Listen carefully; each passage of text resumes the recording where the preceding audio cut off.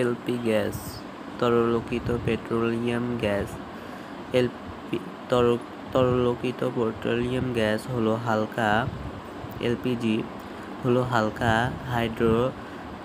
Hydrocarbon যৌগের মিশ্রণ। তরলীকৃত petroleum gas LPG হলো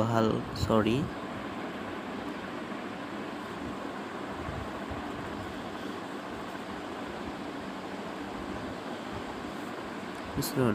এটি প্রধানত বিউটেন ও প্রোপেনের উভয় মিশ্রণ নিয়ে গঠিত। ঘরের তাপমাত্রায় উভয় গ্যাসই বর্ণহীন এবং গন্ধহীন। এটি 48% প্রোপেন, 50% বিউটেন ও 2% পেন্টেনের মিশ্রণ। আশা করি বুঝেছেন, না বুঝলে আমাকে কমেন্ট করে জানাবে। এটি সহজ একটি আমরা কিন্তু এলপি গ্যাস বাসায়ও ব্যবহার করে থাকি।